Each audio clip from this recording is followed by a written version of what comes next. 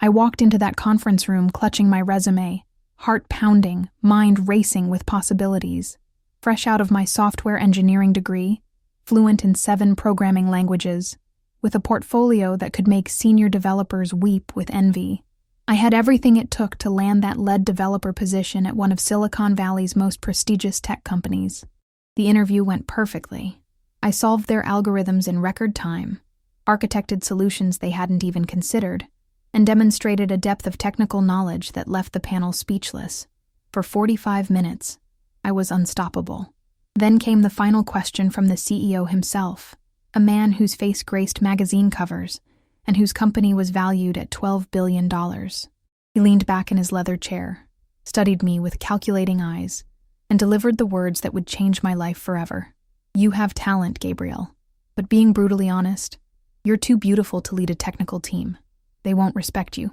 Pretty faces don't command authority in code." The room fell silent.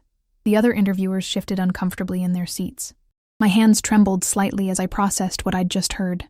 22 years old, top of my class at MIT, creator of 3 open-source frameworks that had been downloaded over 1 million times, and I was being reduced to my appearance.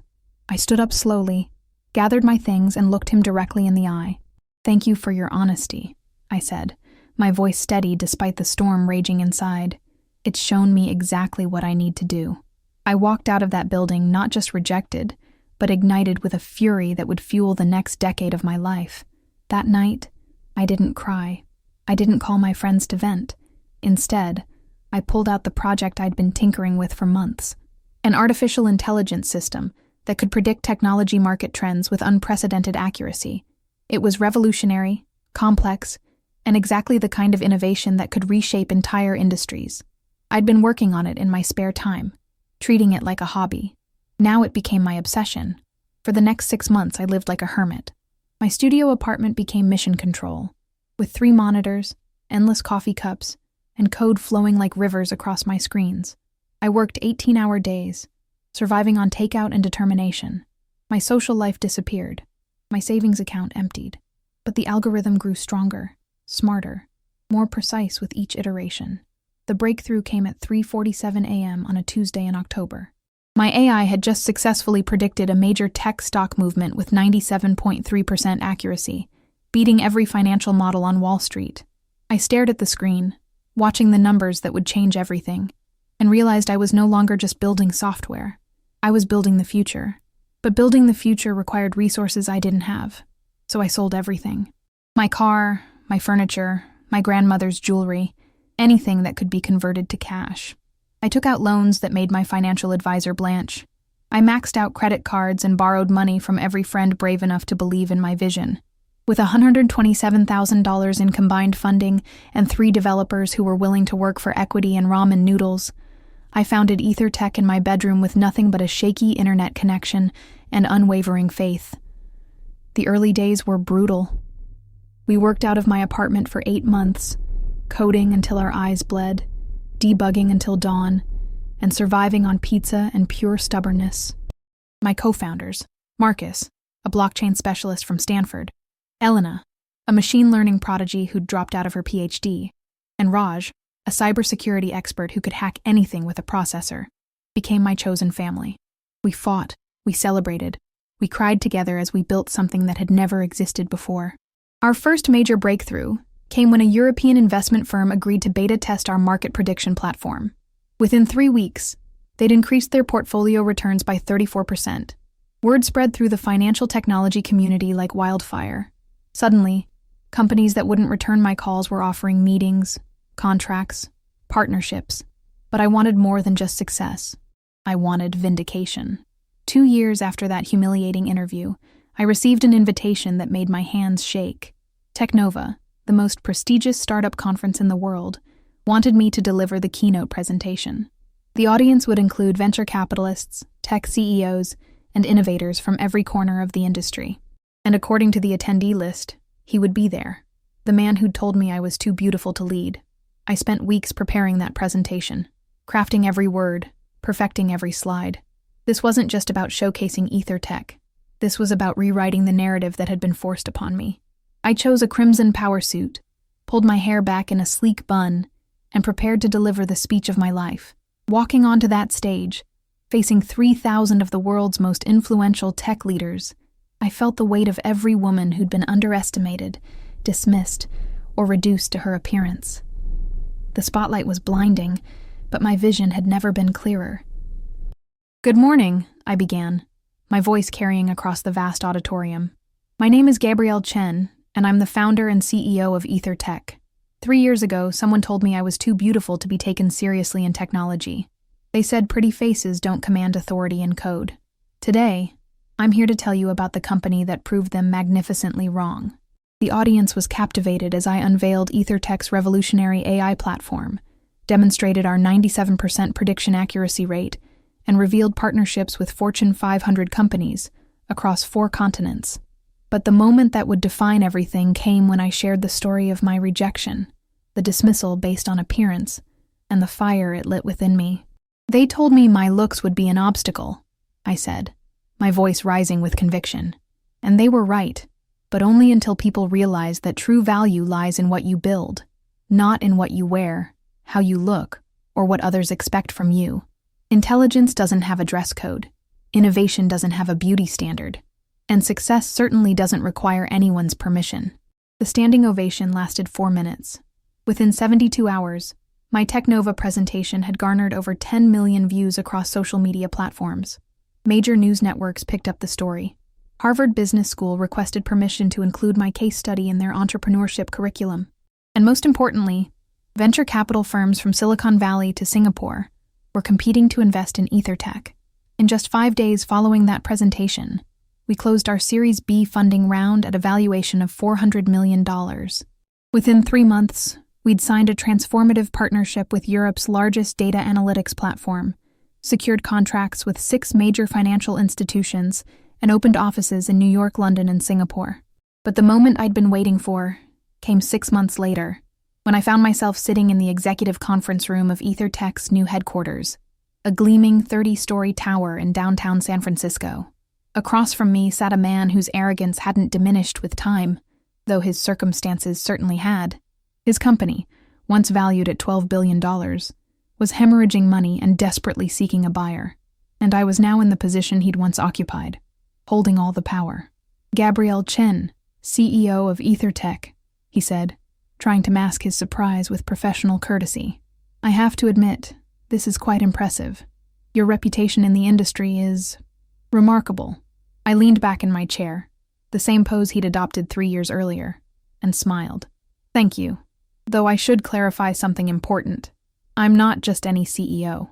I'm the youngest woman in technology history to build a company valued at over $2 billion before turning 30, and we're just getting started." He shifted uncomfortably, perhaps recognizing the echo of his own dismissive words. "Well, I'm here because we believe Ether Tech would be the perfect home for our data analytics division. We're prepared to discuss very favorable terms." I let him finish his pitch, watching as he tried to sell me the remnants of the company that had once rejected me. When he finally fell silent, I stood up and walked to the floor-to-ceiling windows overlooking the city. "You know," I said without turning around, 3 years ago, you told me I was too beautiful to lead a technical team. Do you remember that?" The silence in the room was deafening. When I finally turned back to face him, his face had gone pale. "I remember," he whispered. "Good," I replied, returning to my seat, "because that moment taught me something invaluable. The most dangerous thing you can do to someone with genuine talent is underestimate them based on superficial judgments. Your company's decline didn't happen because the market shifted or because competition increased. It happened because you consistently chose appearance over ability, assumptions over assessment." I slid a document across the table. "This is our counteroffer. We'll acquire your data analytics division, but at 30% below your asking price. Your team will be evaluated purely on merit, their skills, their innovation, their results. And you'll have the opportunity to learn what real leadership looks like." He stared at the contract, his hands shaking slightly as he reached for a pen. "Today, Ether Tech employs over 3,000 people across 12 countries. Our AI platforms power trading decisions worth over $50 billion annually. We've revolutionized how companies predict market trends, assess risks, and make strategic decisions. But more importantly, we've proven that success has nothing to do with fitting someone else's narrow definition of what a leader should look like. I receive hundreds of messages every week from young women around the world. 13-year-olds in Mumbai who want to code, 18-year-olds in Sao Paulo studying artificial intelligence, 25-year-olds in Lagos building their own startups. They tell me they want to be like me, and I always respond with the same message. Don't try to be like me. Be better than me. Take your ideas and defend them with everything you have. If they call you crazy, lean into it. If they say you're too young, too old, too anything, prove them wrong with results that speak louder than their doubts. And if someone ever tells you that you're too beautiful, too different, or too anything to lead, remember that your brilliance shines brighter than any superficial judgment they could ever make. Because it wasn't beauty that made me a CEO. It was hunger.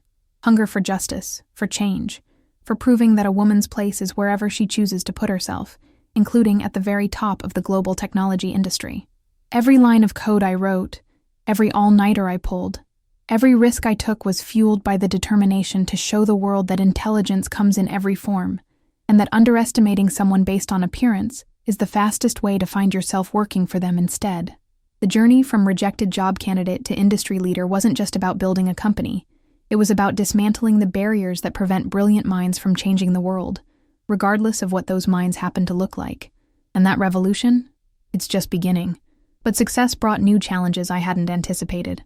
As EtherTech grew exponentially, I found myself navigating uncharted territory that no business school had prepared me for. Managing 3,000 employees across multiple continents meant dealing with cultural differences, regulatory complexities, and the constant pressure of maintaining our competitive edge while expanding into new markets. The real test came during our 4th year of operation, when a major economic downturn threatened to derail everything we'd built. Tech stocks plummeted, venture capital dried up, and companies that had seemed invincible just months earlier were laying off thousands of employees. My board of directors, composed mostly of seasoned investors who'd seen multiple market cycles, pressured me to make dramatic cuts to preserve our valuation. "Gabrielle, we need to think strategically here," said Jonathan Blackstone, our lead investor and a man whose portfolio included some of the most successful tech companies of the past decade. "The market is telling us that AI and predictive analytics are luxuries right now, not necessities. We should reduce headcount by 40% and focus on our core profitable divisions." I stared at the projection showing our burn rate, our runway, and the increasingly pessimistic market forecasts. Every rational business decision pointed toward massive layoffs, reduced R&D spending, and a conservative approach to survival. But something deeper than logic was driving my response. "No," I said firmly, surprising everyone in the room. "We're not laying off a single person. Instead, we're going to do the opposite. We're going to double down on innovation." The room erupted in concerned murmurs. Board members exchanged worried glances. My CFO, Patricia Martinez, leaned forward with spreadsheets that painted a grim picture of our financial projections. "Gabrielle, with all due respect, the numbers don't support that strategy. If we maintain current spending levels without significant revenue growth, we'll be insolvent within 18 months. But I had a different vision. While everyone else saw crisis, I saw opportunity. Companies were struggling to navigate uncertain markets, desperate for any advantage that could help them survive and thrive. Our AI platform didn't just predict trends. It could identify opportunities that human analysts missed, especially during volatile periods when traditional models failed. I spent the next 72 hours crafting a presentation that would either save EtherTech or destroy it completely. Instead of cutting costs, I proposed launching our most ambitious project yet, Athena, an AI system that could analyze global economic patterns, social media sentiment, consumer behavior, and geopolitical events to provide real-time strategic guidance for businesses facing unprecedented uncertainty. The development would require hiring additional talent, not reducing our workforce. It would demand massive computational resources, advanced data partnerships, and a level of technical innovation that pushed the boundaries of what was possible. It was exactly the kind of bet that conventional wisdom said would bankrupt us during a downturn. "This is either genius or suicide," Patricia observed after reviewing my proposal. "There's no middle ground." "Then let's make sure it's genius," I replied. We launched Project Athena with a team of 200 engineers, data scientists, and market analysts working around the clock. I moved my office to the development floor, sleeping on a cot and living on energy drinks and determination. The pressure was unlike anything I'd experienced before, not just the technical challenges, but the knowledge that thousands of employees and their families were depending on decisions I was making in real time. The breakthrough came during week 16 of development when our AI successfully predicted a major shift in cryptocurrency markets 3 days before it happened. But that was just the beginning. Athena identified emerging opportunities in renewable energy, predicted supply chain disruptions before they occurred, and helped our early beta clients navigate market volatility with unprecedented precision. 6 months after launching Athena, we'd not only survived the economic downturn, we'd thrived in it. Companies that had initially cut their analytics budgets were now paying premium prices for insights that could mean the difference between bankruptcy and profitability. Our revenue increased by 340% year over year, and we became one of the few tech companies to actually grow during the recession. But perhaps the most significant moment came when Harvard Business School invited me to deliver a lecture on crisis leadership in the digital age. Standing before 500 MBA students, many of whom would go on to lead major corporations, I realized that my influence extended far beyond EtherTech's success. Leadership isn't about making the safe choice, I told them. It's about seeing possibilities where others see obstacles and having the courage to bet everything on your vision when the stakes are highest. The moment you start making decisions based on fear rather than opportunity is the moment you stop being a leader and become a follower. One student raised her hand. Ms. Chen, how do you maintain confidence in your decisions when everyone around you thinks you're wrong? I smiled, remembering that devastating job interview years earlier. Because being underestimated is the greatest competitive advantage you can have. When people expect you to fail, they stop watching you carefully. They stop trying to copy your strategies. They dismiss your innovations until it's too late for them to catch up. My advice? Embrace being underestimated. Use it as fuel. And never ever let someone else's limited imagination define what you're capable of achieving. The applause that followed wasn't just for my words. It was for the proof that those words represented. Here was someone who'd been told she was too beautiful to lead, now teaching future business leaders how to revolutionize entire industries. As EtherTech entered its 5th year, we faced a new challenge: global expansion on a scale that would test every system we'd built. We were opening offices in Tokyo, Mumbai, São Paulo, and Lagos simultaneously, each requiring unique approaches to local markets, regulatory environments, and cultural norms. The complexity was staggering, but it also represented the fulfillment of a dream I'd harbored since those early days coding in my bedroom. The Lagos office held special significance for me. During my research, I'd discovered that Nigeria had one of the fastest-growing tech ecosystems in the world, but most Western companies overlooked it due to preconceived notions about African markets. I saw an opportunity to not only establish EtherTech's presence, but to invest in local talent and prove that innovation knows no geographical boundaries. I spent 3 months in Lagos personally overseeing the office launch, working with local universities to establish internship programs, and partnering with Nigerian startups that were developing groundbreaking solutions for everything from agricultural optimization to financial inclusion. The experience reminded me why I'd fallen in love with technology in the first place: its power to solve real problems for real people, regardless of where they lived or what their circumstances were. But it was during this expansion phase that I encountered a challenge I hadn't anticipated: the isolation that comes with exponential success.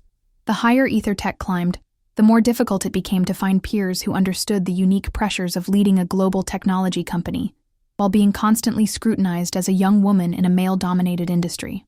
Late one evening in my São Paulo hotel room, reviewing expansion reports and financial projections, I realized I hadn't had a genuine conversation with a friend in weeks. Everyone around me was either an employee, an investor, a partner, or a competitor. The personal cost of professional success was becoming impossible to ignore. That's when I made a decision that surprised everyone, including myself. I announced that EtherTech would implement a radical new policy. Every employee, from entry-level developers to C-suite executives, would be required to spend 1 day per month volunteering in their local community with full pay and company support. "Gabrielle, this is going to cost us millions in lost productivity," Patricia warned during our executive meeting. "No," I corrected her. "It's going to make us more human, and humans build better technology than machines ever could." The Ether Gives Back program became one of our most defining initiatives. Employees tutored kids in coding, helped nonprofit organizations optimize their operations using our AI tools, and worked on projects that addressed everything from climate change to educational inequality. The program didn't just improve our company culture, it sparked innovations that we never would have discovered in conference rooms or development labs. One of our developers, working with a local food bank, created an AI system that predicted demand patterns and reduced food waste by 60%. Another team, volunteering at a children's hospital, developed predictive models that helped doctors identify potential complications earlier, saving lives and reducing treatment costs. These weren't just feel-good initiatives. They were breakthrough innovations that opened entirely new markets for EtherTech's technology. The success of our community engagement program caught the attention of the World Economic Forum, which invited me to join their Young Global Leaders Network. Suddenly, I found myself in conversations with heads of state, Nobel Prize winners, and other business leaders who were grappling with similar questions about technology's role in society. It was during one of these forums that I met Dr. Elena Vasquez, a neuroscientist who was researching the intersection of artificial intelligence and human consciousness. Our conversation over dinner in Davos would eventually lead to EtherTech's most ambitious project yet, developing AI systems that could not only predict market trends, but understand and respond to human emotional and psychological patterns. The problem with most AI, Elena explained, is that it treats human behavior like mathematical equations. But humans aren't rational actors. We're emotional, intuitive, contradictory creatures driven by hopes, fears, and dreams that can't be quantified. Her words sparked something in my mind. What if we could create AI that understood not just what people would buy, but why they wanted to buy it? What if we could predict not just market movements, but the human motivations behind those movements? The development of empathetic intelligence systems required us to hire psychologists, anthropologists, and behavioral scientists alongside our traditional team of engineers and data scientists. We studied everything from ancient philosophical texts to modern social media patterns, seeking to understand the fundamental drivers of human decision-making. The project took 3 years and cost over $500 million, pushing our R&D budget to levels that made our investors nervous. But the results were revolutionary. Our empathetic AI could predict consumer behavior with accuracy rates that bordered on the supernatural, identify emerging social trends months before they became mainstream, and help businesses connect with their customers on emotional levels that traditional analytics never could reach. The first major test came when a struggling automotive company asked us to help them understand why their electric vehicle sales were lagging, despite superior technology and competitive pricing. Traditional market research suggested pricing adjustments and increased advertising. Our empathetic AI identified something completely different. Potential customers were intimidated by the complexity of electric vehicle ownership and needed emotional reassurance, not technical specifications. The solution wasn't better marketing, it was better storytelling. We helped the company reframe their electric vehicles not as technological marvels, but as tools for creating a better future for their children. Sales increased by 400% within 6 months, and the campaign became a case study in emotional intelligence marketing. But the real validation came when the same CEO who had rejected me years earlier requested a meeting. His company, once a leader in traditional automotive manufacturing, was struggling to adapt to the electric vehicle revolution. They needed help understanding not just market trends, but the emotional and cultural shifts that were driving consumer behavior. Sitting across from him in EtherTech's executive conference room, I felt a complex mix of emotions. This wasn't just about business. It was about completing a circle that had begun with rejection and humiliation years earlier. "Gabrielle," he began, his voice lacking the arrogance I remembered. "I need to start by apologizing. What I said to you years ago was wrong. Not just professionally wrong, but morally wrong. I let unconscious bias cloud my judgment, and I missed the opportunity to work with one of the most innovative minds in our industry." I listened without interrupting, watching a man who had once wielded absolute power now humbled by the consequences of his own prejudices. "More importantly," he continued, "I've spent the last few years studying what you've built here. EtherTech isn't just a successful company. It's a model for how technology should serve humanity. Your empathetic AI, your community programs, your global expansion strategy, they demonstrate a level of leadership that I'm still trying to understand." I leaned back in my chair, considering my response carefully. This moment represented more than just a business opportunity. It was a chance to demonstrate the kind of leader I'd chosen to become. "Thank you for the apology," I said finally. "But what I'm more interested in is what you plan to do differently moving forward. Because EtherTech doesn't just work with companies that want to change their marketing strategy. We partner with organizations that are committed to changing their fundamental approach to business." The conversation that followed lasted 4 hours and resulted in one of the most comprehensive corporate transformation projects in automotive history. But more importantly, it demonstrated that even the most entrenched biases could be overcome when confronted with undeniable evidence of their wrongness. As EtherTech approached its 8th year, I began reflecting on the journey that had brought us to this point. We'd grown from a bedroom startup to a global corporation with offices on 6 continents, over 8,000 employees, and annual revenues exceeding $3 billion. Our AI systems were being used by governments to optimize public services, by healthcare providers to improve patient outcomes, and by environmental organizations to combat climate change. But perhaps the most meaningful measure of our success wasn't financial. It was human. Over 60% of our senior leadership positions were held by women, and our workforce represented over 40 nationalities.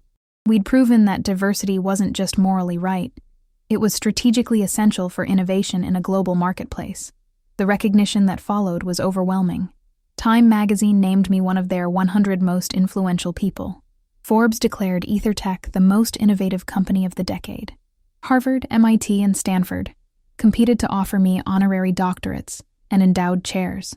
But the moment that meant the most came during a visit to a coding boot camp in Detroit, where I met Maria Santos, a single mother who was learning programming to build a better life for her 3 children. "Ms. Chen," she said after my presentation, "I used to think technology was only for certain kinds of people. People who looked a certain way, came from certain backgrounds, went to certain schools. But watching what you've accomplished made me realize that technology belongs to anyone brave enough to learn it." Standing there, looking at Maria's determined face, I was transported back to that devastating job interview years earlier. The man who had rejected me thought he was protecting his company from someone who didn't fit his narrow definition of a leader. Instead, he had unleashed someone who would spend the next decade proving that innovation comes from inclusion, that strength comes from diversity, and that the most dangerous thing you can do to someone with genuine talent is underestimate them. Today, as I write this from my office on the 35th floor of EtherTech Tower, overlooking a city transformed by technology and human ambition, I'm not just the CEO of a company. I'm a guardian of possibility. Every decision I make, every strategy I implement, every risk I take is guided by the knowledge that somewhere out there is another young woman sitting in a job interview, being told she's too something to succeed. My message to her is simple. They're right. You are too something, too brilliant, too innovative, too determined, too visionary for their small imagination to contain. So don't try to fit into their limited definition of success. Instead, build your own definition, create your own category, revolutionize your own industry. Because the most beautiful thing about being underestimated isn't proving people wrong. It's proving to yourself that their opinion never mattered in the first place. Your worth isn't determined by their recognition. Your potential isn't limited by their vision. And your success isn't dependent on their permission. The revolution isn't coming. It's here. And it's being led by everyone they said was too different to matter, too young to lead, too anything to change the world. The future belongs to the underestimated, the overlooked, and the dismissed. And that future? It's absolutely beautiful.